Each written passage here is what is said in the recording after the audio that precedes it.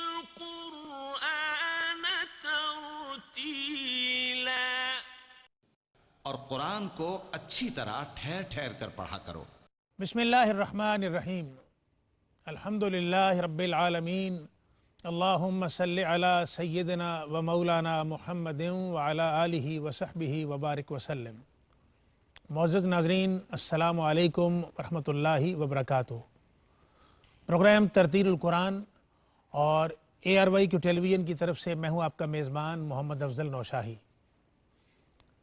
ناظرین، یہ پروگرام آپ ہر جمعۃ المبارک کو اپنی ٹیلی ویژن سکرین پر دیکھتے اور سنتے ہیں۔ اس میں قرآن کریم کو ترتیل کے ساتھ تلاوت کیا جاتا ہے، پڑھا جاتا ہے، اور پھر جو پڑھا جاتا ہے اس کا ترجمہ پیش کیا جاتا ہے اور پھر اس کی تفسیر آپ سنتے ہیں۔ ناظرین، اس دور میں الا ماشاءاللہ ہر شخص مادیت پرستی کا شکار ہے، اور اس مادیت پرستی نے ہمارے دل سخت کر دیے ہیں،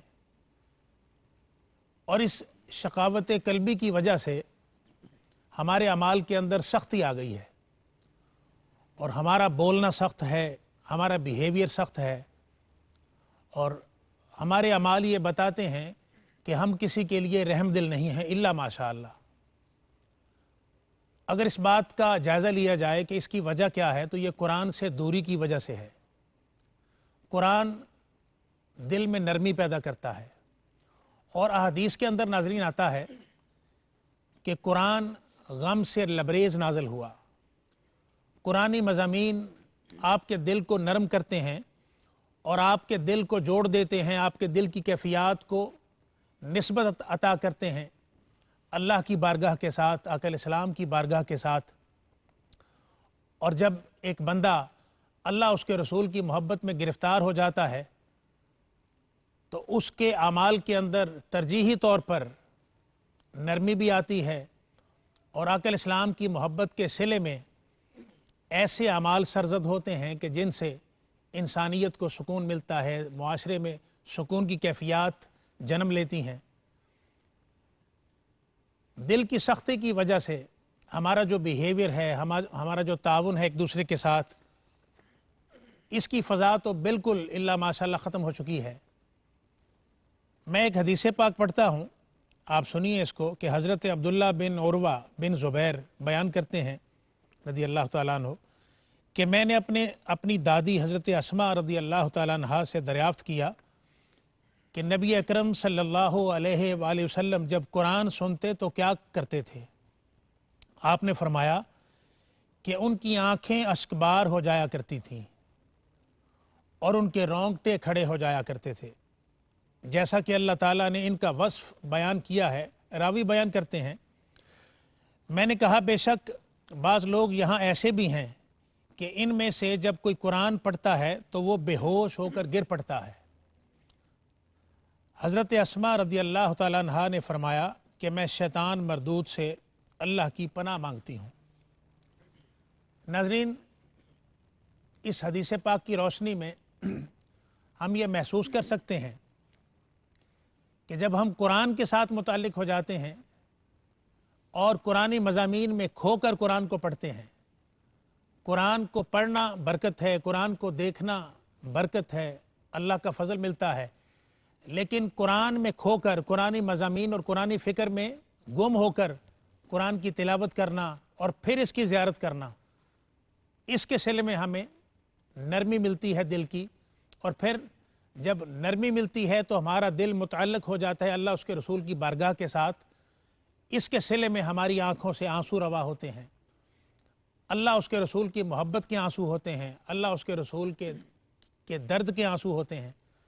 اللہ کریم ہمیں توفیق عطا فرمائے کہ ہم قرآن کے ساتھ جڑ جائیں تاکہ ہمارا دل نرم ہو جائے، اور ہم نہ صرف اپنے لیے، اپنے خاندان کے لیے، بلکہ معاشرے کے لیے رحم والے بن جائیں۔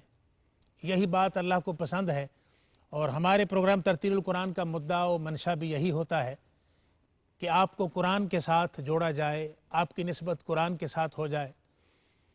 اور ناظرین، آج پروگرام ترتیل القرآن میں ہماری خوش بختی ہے کہ ایک ایسی شخصیت ہمارے ساتھ ہیں جن کا میں تعارف پیش کرتا ہوں۔ آپ صاحبان تصوف میں سے ہیں۔ جب صاحبان تصوف اور اہل تصوف قرآن کے سمندر میں غوطہ زن ہوتے ہیں تو ایک ایک لفظ سے معرفت کے سمندر نکالتے ہیں. آج جو شخصیت ہمارے ساتھ ہیں وہ زیب آستانہ عالیہ گڑھی شریف جناب حضرت علامہ خواجہ غلام قطب الدین فریدی صاحب، میں آپ کو خوش آمدید کہتا ہوں پروگرام میں. اور ناظرین، آج پروگرام ترتیل قرآن میں جو قاری قرآن ہمارے ساتھ ہیں گو وہ عمر کے اعتبار سے چھوٹے ہیں، لیکن اللہ کریم نے انہیں قرآن کریم کی تلاوت کے سلے میں اور فن قرات کے سلے میں اور ترتیل القرآن کے سلے میں معاشرے میں، ملک میں ایک نمایاں مقام سے نوازا ہوا ہے. میں خوش آمدید کہتا ہوں محترم قاری ذیشان حنیف قادری صاحب. آپ حافظ قرآن بھی ہیں ماشاءاللہ، اور گزارش ہے آپ سے اللہ کے کلام کی تلاوت کے لیے.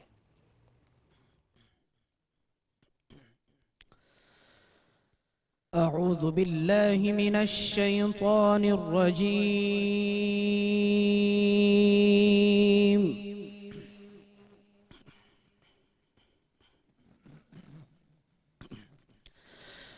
بسم الله الرحمن الرحيم.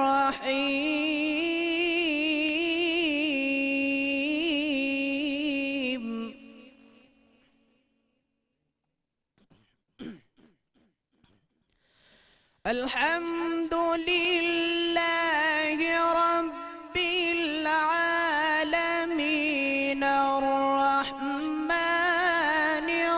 الرحيم مالك يوم الدين.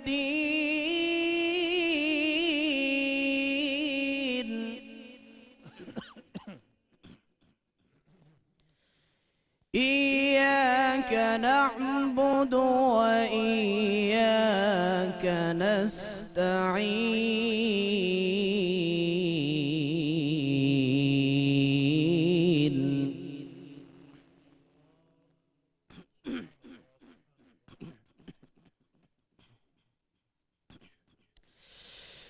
بسم الله الرحمن الرحيم. الحمد لله رب العالمين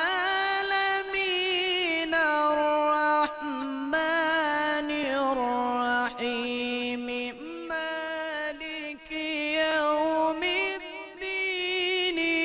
إياك نعبد وإياك نستعين.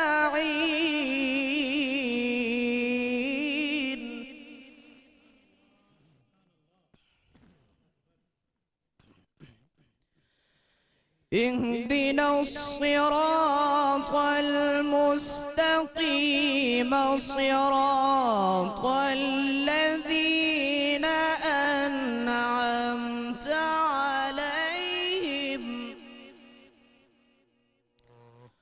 غير المغضوب عليهم ولا الضالين.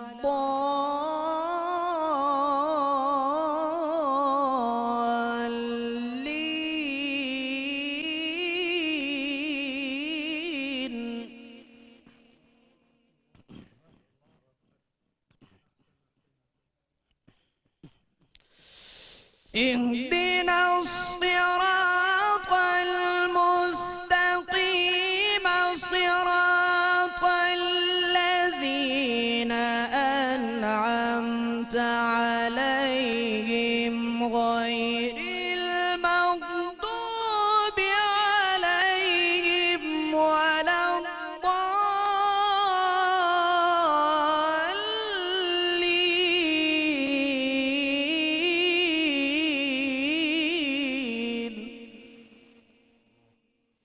اللہ اکبر. صراط الذين أنعمت عليهم غير المغضوب عليهم ولا الضالين.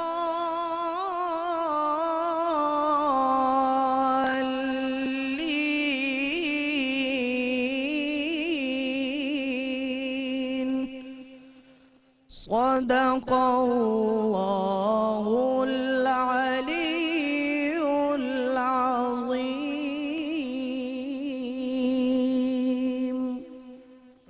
अल्लाह माशाअल्लाह। नाज़रीन, आपने सूरह अल-फातिहा कुरान करीम की बहुत खूबसूरत सूरत जिसके बड़े फ़ज़ाइल हैं, आपने तिलावत कलाम पाक समात की। अब हम बढ़ते हैं मोहतरम ख्वाजा ग़ुलाम कुतुबुद्दीन फ़रीद साहब की तरफ तर्जमा और तफसीर के लिए। हाँ जी, बिस्मिल्लाह जी। शुक्रिया शाहिद साहब। आपका बहुत शुक्रिया जी। बिस्मिल्लाहिर्रहमानिर्रहीम।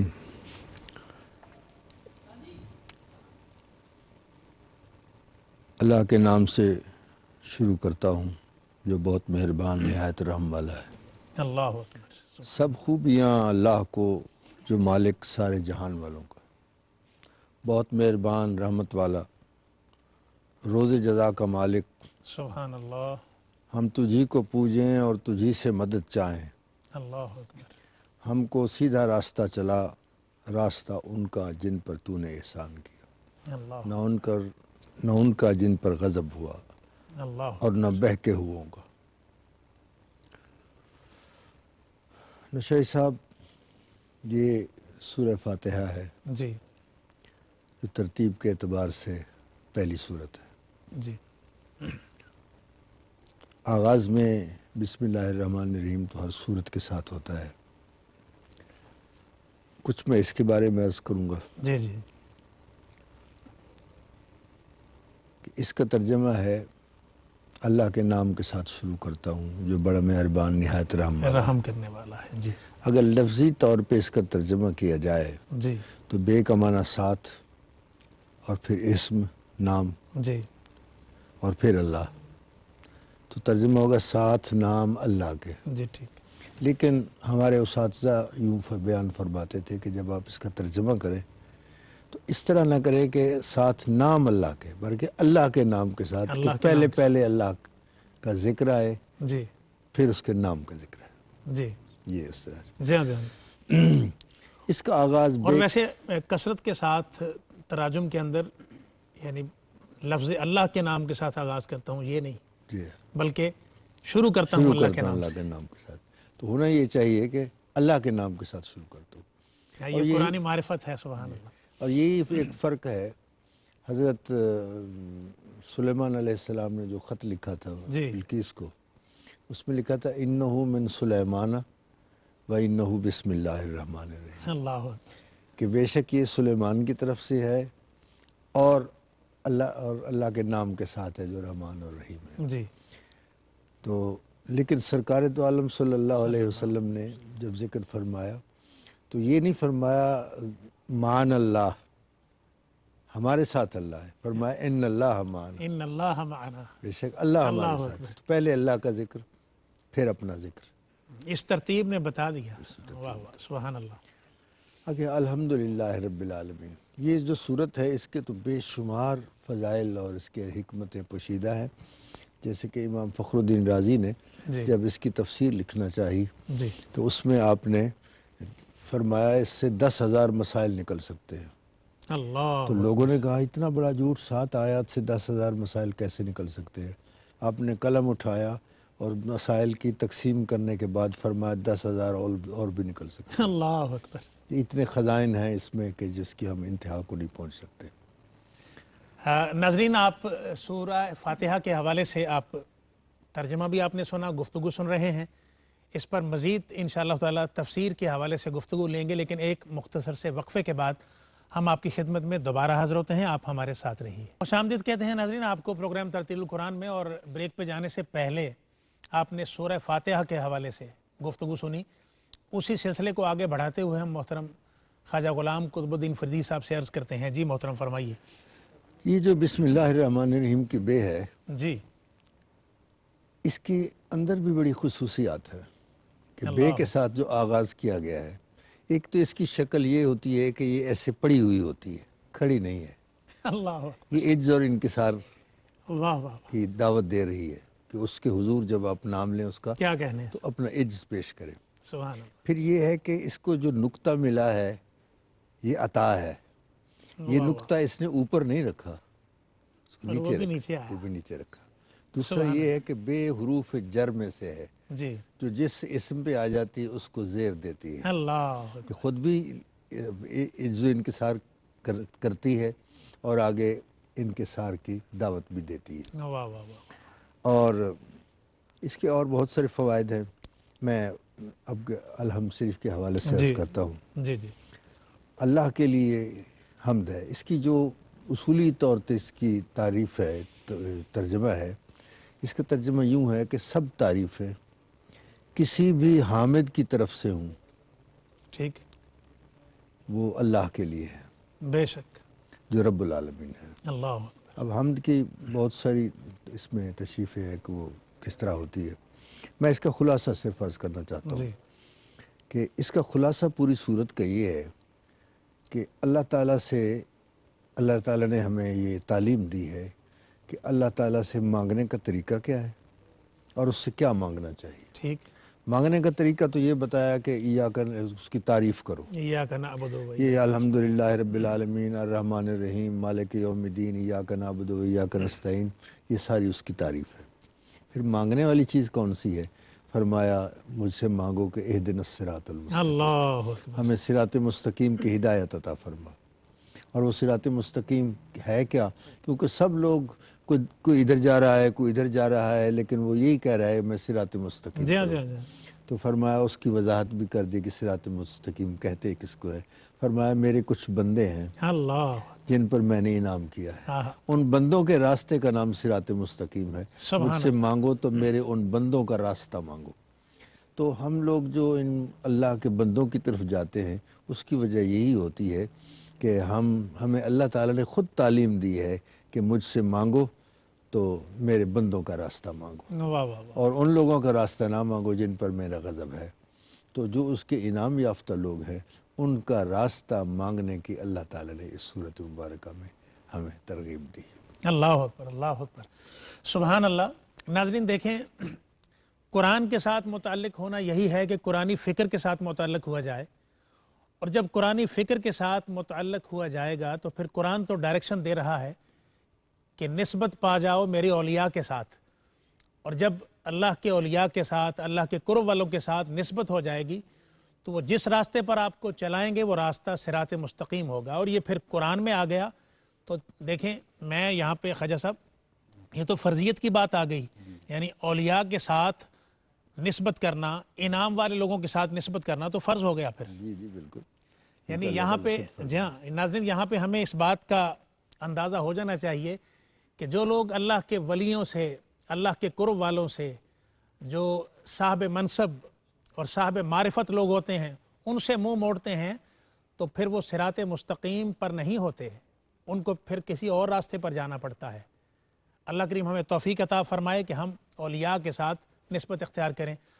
میں دعوت دیتا ہوں محترم قاری ذیشان حنیف قادری صاحب آپ کو تلاوت کلام پاک کے لیے۔ أعوذ بالله من الشيطان الرجيم.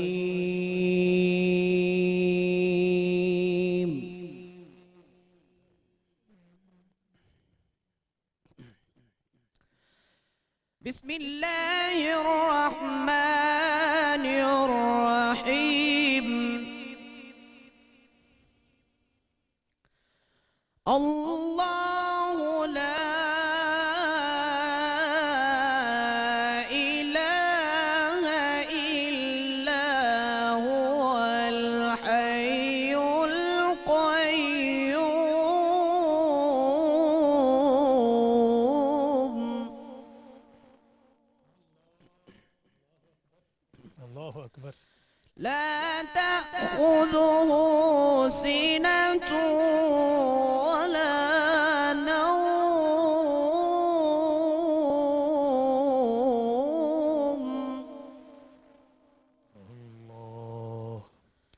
له ما في السماوات وما في الأرض. اللہ اکبر،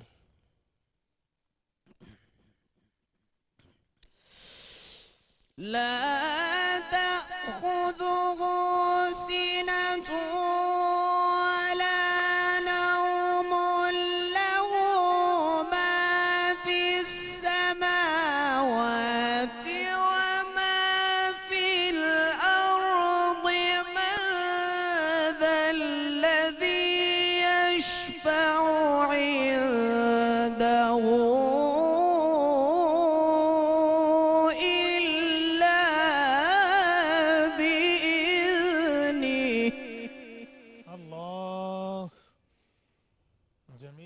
حدثني يا شيخ. يعلم ما بين أيديهم وما خلفهم ولا يحيطون بشيء من علمه إلا بما شاء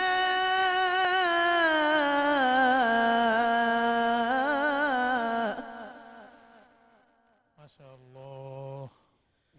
وسع كرسيه السماوات والأرض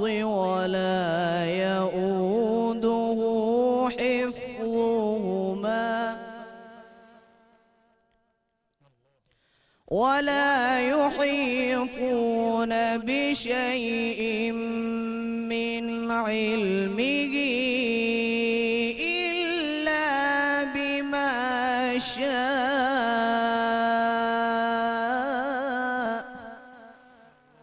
ما شاء الله. بشيء من علمه إلا بما شاء وسع كرسيه السماوات والأرض ولا يؤوده حفظهما وهو العلي العظيم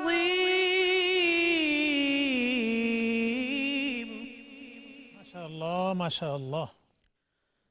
وسع كرسيه السماوات والأرض ولا يؤوده حفظهما وهو العلي العظيم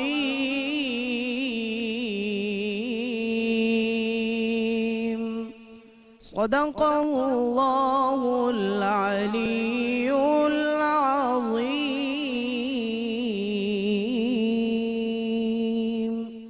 سبحان اللہ. ناظرین، آپ نے قرآن کریم کی تلاوت سماعت کی اور ہمارا معمول ہے آیت الکرسی تلاوت کرنے کا، اور ہم میں سے اکثر لوگوں کو زبانی یاد ہے. اس پر ترجمہ اور تفسیر لیتے ہیں محترم خواجہ غلام قطب الدین فریدی صاحب سے. بسم اللہ الرحمن الرحیم. اللہ ہے جس کے سوا کوئی معبود نہیں. اللہ اکبر. آپ زندہ اور اوروں کا قائم رکھنے والا ہے. اسے نہ اونگ آئے نہ نیند. اسی کا ہے جو کچھ آسمانوں میں ہے بے شک. اور جو کچھ زمین میں ہے. وہ کون ہے جو اس کے یہاں سفارش کرے بغیر اس کے حکم کے. اللہ. جانتا ہے جو کچھ ان کے آگے ہے اور جو کچھ ان کے پیچھے، اور وہ نہیں پاتے اس کے علم میں سے مگر جتنا وہ چاہے. اس کی کرسی میں سمائے ہوئے ہیں آسمان اور زمین، اور اسے بھاری نہیں ان کی نگہبانی، اور وہی ہے بلند بڑائی والا. اللہ اکبر. جی خواجہ صاحب. جناب، یہ آیت الکرسی ہے. جی. اس کے حوالے سے ایک حدیث پاک آپ کی خدمت پیش کرتا ہوں. حضرت سیدنا ابو ہریرہ رضی اللہ تعالیٰ عنہ روایت فرماتے ہیں کہ سرکار دو عالم صلی اللہ علیہ وسلم نے مال غنیمت کی نگرانی پر، جی. جو بیت المال تھا، جی. اس کی نگرانی پر میری ڈیوٹی لگا دی. میں رات کو پہرا دے رہا تھا کہ ایک چور آ گیا. جی. اس نے اس میں سے کچھ اٹھایا. جی. میں نے اسے پکڑ لیا اور میں نے کہا میں تجھے حضور کی خدمت میں پیش کروں گا صبح.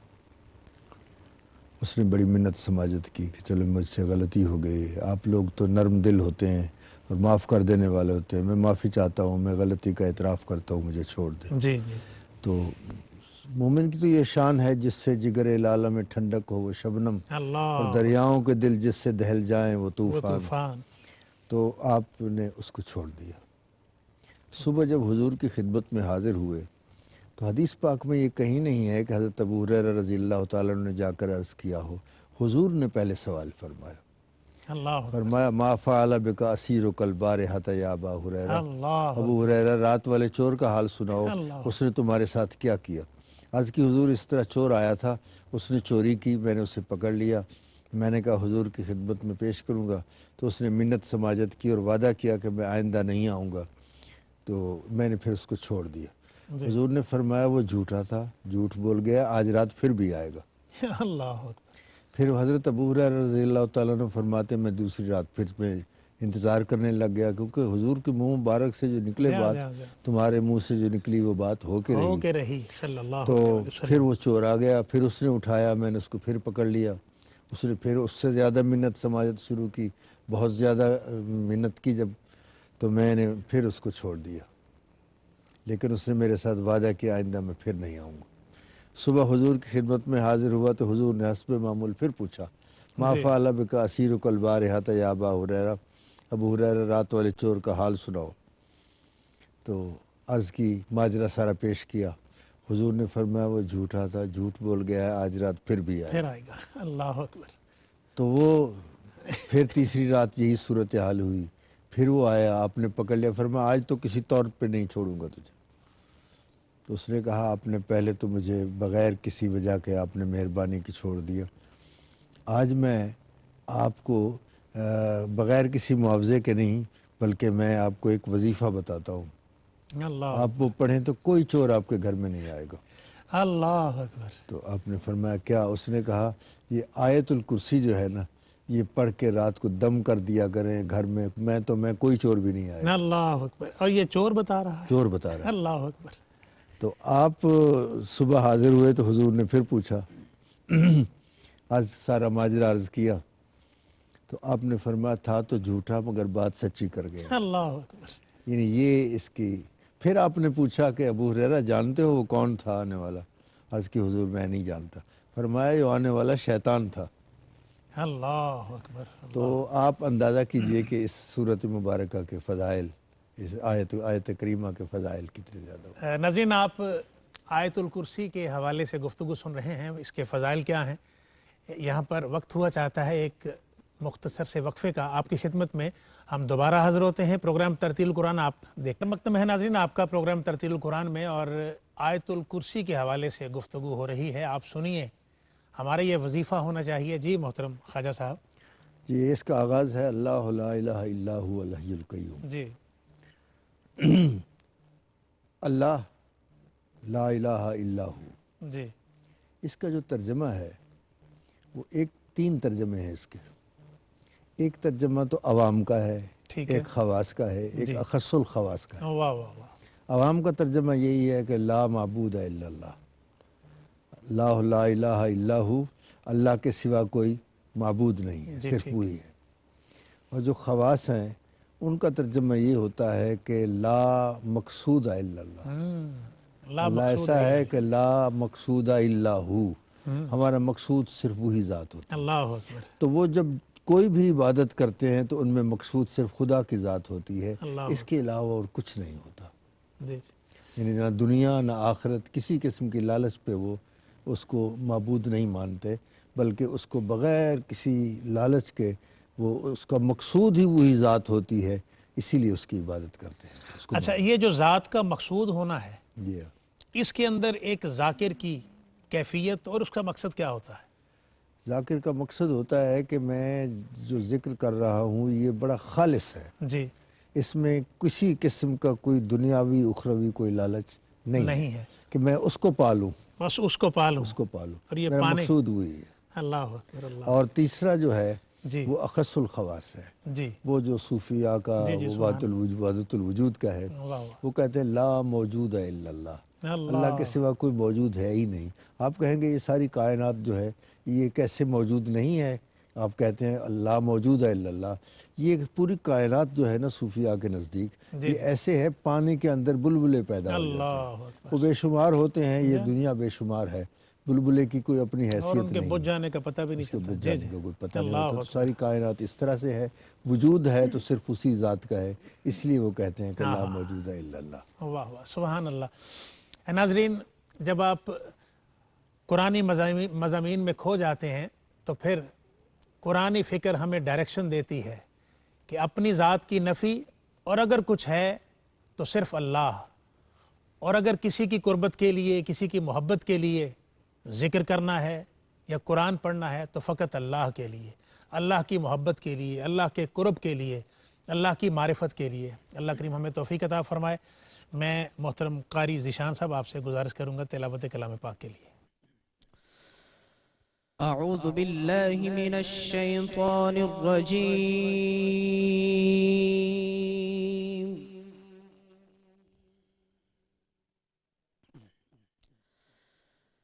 بسم الله الرحمن الرحيم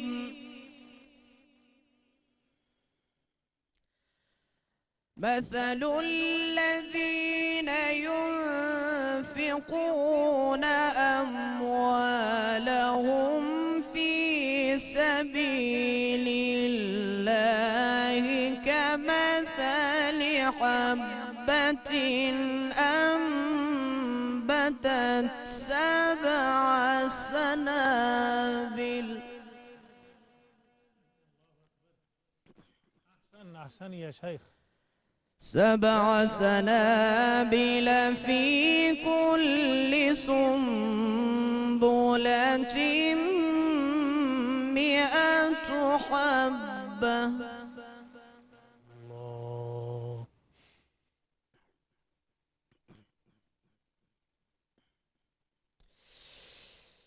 7 سنابل في كل سنبلة 100 حبة والله يضاعف لمن يشاء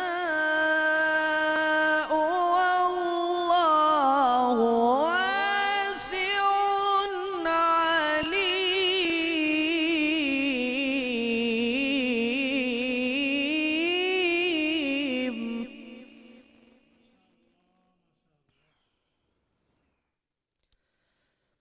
الذين ينفقون أموالهم في سبيل الله ثم لا يتبعون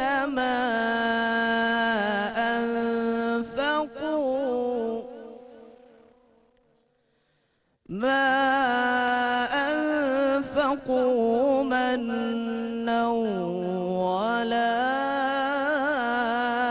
أذى لهم أجرهم عند ربهم ولا خوف عليهم ولا هم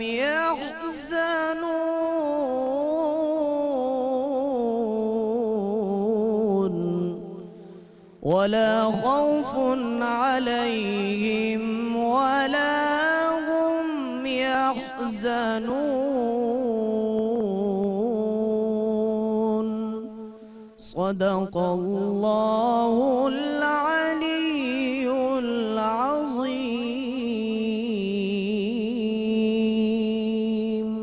ماشاء اللہ۔ ناظرین، آپ نے قرآن کریم کی تلاوت سماعت کی۔ ترجمہ اور تفسیر کے لیے محترم خواجہ صاحب قبلہ۔ بسم اللہ الرحمن الرحیم۔ ان آیات طیبات میں جی اللہ تبارک و تعالی نے انفاق فی سبیل اللہ کے حوالے سے حکم جی فرمایا، ان کی ایک مثال دی ٹھیک کہ مثل الذین ينفقون اموالهم فی سبیل اللہ، ان لوگوں کی مثال جو اپنے مال اللہ کی راہ میں خرچ کرتے ہیں اس دانہ کی طرح جس نے اگائیں 7 بالیں، ہر بال میں 100 دانے، اللہ اکبر۔ اور اللہ اس سے بھی زیادہ بڑھائے جس کے لیے چاہے، اور اللہ وسعت والا، علم والا ہے۔ اللہ اور جو اپنے مال اللہ کی راہ میں خرچ کرتے ہیں پھر دیے پیچھے نہ احسان رکھیں اور نہ تکلیف دیں، ان کا نیک انعام ان کے رب کے پاس ہے، اور انہیں نہ کچھ اندیشہ ہے اور نہ وہ غم کھائیں گے۔ اللہ اکبر۔ جی انفاق فی سبیل اللہ کے حوالے سے اللہ تبارک و تعالی نے فرمایا، کچھ اس کے قاعدے بیان فرمائے۔ جی ایک تو یہ کہ مثال دی کہ جو اللہ کی راہ میں خرچ کرتا ہے اس کی مثال ایسے ہے جیسے آپ گندم کا ایک دانہ بو دیں اللہ تو اس کی کئی بالیں ہوتی ہیں، جو اور پھر اس میں ہر ایک بال میں پھر بہت سے دانے ہوتے ہیں، جی ہاں تو ایک دانے سے 100 دانہ پیدا ہو جاتا جی ہے، اور پھر اللہ چاہے تو اسے اور بھی زیادہ ہزاروں تک بھی بے شک، پہنچا بے سکتا ہے۔ شک۔ یہ مثال دے کے فرمایا گیا کہ جو تم اللہ کی راہ میں خرچ کرو گے اللہ اکبر، اس میں اللہ تعالیٰ تمہیں بہت زیادہ برکت عطا کرے گا۔ یہ اس دانے کی طرح ہے جو آپ نے اللہ بو کے اور اس سے بہت زیادہ فصل اٹھائی ہے۔ ایک بات تو یہ ہے کہ یہ انفاق فی سبیل اللہ کیسے ہوگا جی کہ کسی غریب کی مدد کر دیں، ٹھیک ہے، اللہ کے راستے میں خرچ کر دیں۔ ایک بات تو یہ ہے کہ یہ راستہ جو ہم بندے پہ خرچ کر رہے ہیں اس کو اللہ اپنا راستہ بتا رہا ہے۔ اللہ اکبر، اللہ اکبر۔ جو بندے کے لیے خرچ ہو رہا ہے اللہ فرماتے ہیں وہ میرے راستے میں خرچ ہو رہا ہے۔ اچھا، اس میں کبھی خواجہ صاحب کبھی بندہ یہ دیکھ لے کہ سپوز میری طبیعت سے بندہ یعنی مختلف ہے، میں اسے اختلاف کرتا ہوں، میرا وہ دشمن ہے جی یا میری وہ بات نہیں مانتا، مطلب اس طرح کے کریکٹرز ہمارے معاشرے میں ہوتے ہیں جن سے ہمیں مخالفت ہوتی ہے، جی تو کیا پھر ان کو اگر ہم نہیں دیتے، یعنی انٹینشنلی اگر نہیں دیتے، ارادتاً نہیں دیتے، تو کیا اس کی اللہ کی بارگاہ سے پکڑنی ہے؟ یہ مخالفت تو میری اس ہے۔ طرح کا جب آپ خرچ کریں گے تو پھر یہ اپنی ذات کے لیے کریں گے، اس کے لیے نہیں۔ جی ہاں، جب اس کے لیے آپ خرچ کریں گے تو پھر بلا امتیاز اس کو خرچ کرنا ہوگا۔ جی ہاں جی ہاں۔ اچھا، اب یہ ہے کہ اس میں حدیث پاک میں آتا ہے کہ ایک آدمی بیمار ہو جاتا ہے تو اللہ تبارک و تعالیٰ کسی بندے سے کہتا ہے کہ فلاں آدمی بیمار تھا، فلاں دن میں بیمار تھا، تو مجھے پوچھنے دعا کرنے کے لیے عیادت کے لیے کیوں نہیں ہے؟ وہ کہتا ہے یا اللہ تو بیمار کیسے ہو سکتا ہے؟ اللہ تعالیٰ فرماتے ہیں وہ جو بندہ بیمار تھا اس کو جو تو عیادت کرنے کے لیے نہیں آیا سبحان اللہ، تو یوں سمجھو کہ تم میرے پاس نہیں آئے۔ واہ واہ واہ، سبحان تو اللہ، بندے کی اس چیز کو اللہ تبارک و تعالیٰ اپنی ذات کے حوالے سے بیان سبحان فرماتا ہے۔ اللہ، سبحان اللہ۔ ناظرین، آپ نے جو گفتگو سنی اس میں مختلف موضوعات تھے، لیکن یہ جو ہمارا آخری سیگمنٹ تھا نا، یہ ہمارے معاشرے کے لیے بڑا فائدہ مند سیگمنٹ تھا۔ دیکھیں، ہمارا جو تعاون ہوتا ہے لوگوں کے ساتھ، ہمارا خرچ کرنا ہوتا ہے غرباء پر، اس میں ہم ایک ڈائریکشن لیتے ہیں اپنی ذات اور اپنے فائدے کے حوالے سے، تو وہ اللہ کے لیے نہیں ہوتی۔ یہ بہت بڑا سبق ہے محترم خواجہ صاحب کی طرف سے کہ دیکھیں، اللہ کی ذات کے لیے کسی پر خرچ کریں، غریب کی مدد کریں، کسی مسکین کے کام آئیں، تو پھر اللہ کی بارگاہ سے خوشنودی حاصل ہوگی۔ جی تو چاہتا تھا کہ بات کو اور تفصیل سے لیتے، لیکن ہمارے چونکہ پروگرام میں ایک لمیٹڈ ٹائم ہوتا ہے ہمارے پاس، تو ناظرین پروگرام ترتیل القرآن کا وقت اپنے اختتام کو پہنچتا ہے۔ میں خواجہ غلام قطب الدین فریدی صاحب کا اور محترم قاری ذیشان حنیف قادری صاحب کا شکریہ ادا کرتا ہوں۔ انشاءاللہ تعالی ناظرین، آپ سے اگلے جمعۃ المبارک کو پھر ملاقات ہوگی۔ اپنے میزبان محمد افضل نوشاہی کو اجازت دیجیے۔ السلام علیکم ورحمۃ اللہ وبرکاتہ۔ لا إله إلا الله، لا إله إلا الله، لا إله إلا الله۔ متاع اہل نظر، لا إله إلا الله،